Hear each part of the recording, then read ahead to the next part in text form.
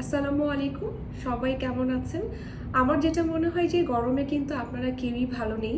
আমাদের এখন অনেক বেশি টেম্পারেচার, যার কারণে কিন্তু প্রত্যেকটা মানুষ কম বেশি সাফার করছেন।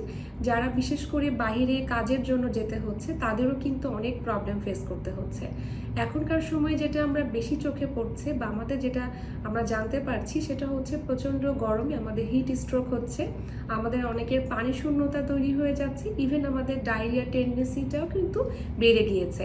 আর সেক্ষেত্রে শিশুদেরও কিন্তু অনেক রকমের প্রবলেম হচ্ছে এবং এটার পাশাপাশি অনেকের গরম এবং ঠান্ডা এই দুটার কম্বিনেশনের কারণে কিন্তু আমাদের জ্বর ঠান্ডা কাশি এগুলোও তৈরি হয়ে যাচ্ছে। তাই আমাদের সচেতন হতে হবে কিভাবে আমাদের এই সময়টাকে কিছুদিন হলেও আমাদের কেয়ারফুল থাকা। তার মধ্যে খাদ্যাভ্যাস একটি অত্যন্ত জরুরি, কেননা খাবারের মাধ্যমে কিন্তু আমাদের বডি টেম্পারেচার বা আমাদের আদার্স অর্গানগুলোকে আমরা মেনটেন করতে পারি। তাই এই গরমে আপনাদের যেটা করতে হবে যে অত্যন্ত তেলে ভাজা খাবার বা অনেক বেশি কোমল পানীয়, যেটাকে আমরা কোল্ড ড্রিঙ্কস বা সফট ড্রিঙ্কস, এগুলোকে সম্পূর্ণভাবে বর্জন করতে হবে। চেষ্টা করতে হবে নর্মাল টেম্পারেচারে পানি গ্রহণ করা এবং এটার পাশাপাশি তরমুজটা আমরা রাখতে পারি। তরমুজের মধ্যে অনেক বেশি পরিমাণে পানি থাকে। এছাড়াও ডাবের পানি, স্যালাইন, লেবু পানি, এই ধরনের খাবারগুলো আমরা প্রতিদিন আমাদের খাদ্য তালিকায় রাখবো। অবশ্যই আপনি যখন বাইরে যাচ্ছেন তখন সাথে একটি আপনি খাবারের পানির বোতলটি রাখতে হবে, কেননা আপনি যখন হাঁটছেন তখনই কিন্তু আপনার এই গরমে সোয়েটিং হচ্ছে। এবং মনে রাখতে হবে সোয়েটিংয়ের পাশাপাশি যেটা হয় যে পানি শূন্যতার সাথে সাথে বডিতে ইলেকট্রোলাইট ইমব্যালেন্স হতে পারে। ইলেকট্রোলাইট ইমব্যালেন্স হলে কিন্তু আপনাকে অবশ্যই স্যালাইন বা ডাবের পানিটা কন্টিনিউ করতে হবে।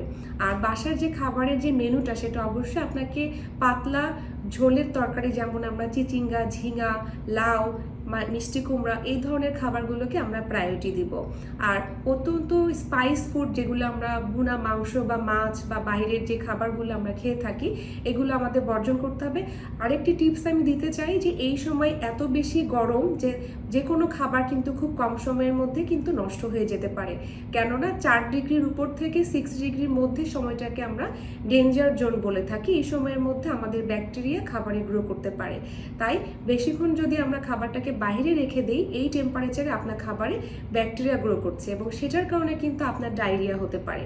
সেটা বাসার খাবারেও হতে পারে, ইভেন আপনি যখন বাইরে যেয়ে খাচ্ছেন তখনও কিন্তু সেখান থেকেও এটি ঘটতে পারে, যার কারণে কিন্তু আমাদের এখন এত বেশি ডায়রিয়া টেন্ডেন্সি।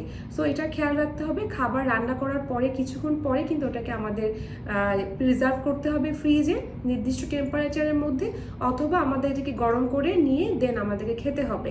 আদারওয়াইজ কিন্তু এখানে ব্যাকটেরিয়া গ্রো করার সম্ভাবনা অনেক বেশি। আর যাদের ডায়রিয়া হয়েছে তাদেরকেও চেষ্টা করতে হবে প্রচণ্ড প্রচুর পরিমাণে স্যালাইন, নর্মাল পানি, খাবারের স্বাভাবিক খাবারগুলোকে খাবারের তালিকায় যুক্ত করা এবং কাঁচা কলা, বেদানা, এই খাবারগুলো কিন্তু আপনারা রাখতে পারেন।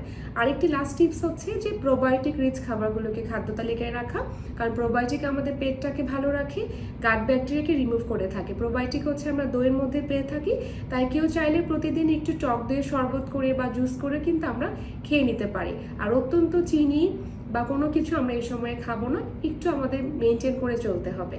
তো সবাই টিপসগুলো একটু মোটামুটি মেনে চলার চেষ্টা করবেন। আর আমি পুষ্টিবিদ সামিয়া তাসনিম, এখন থেকে আপনারা আমাকে পাবেন গুলশান ক্লিনিকে। সো সবাই যদি মনে করেন যে এসে দেখাতে চান, অবশ্যই চলে আসতে পারেন। আর সবাইকে অসংখ্য ধন্যবাদ।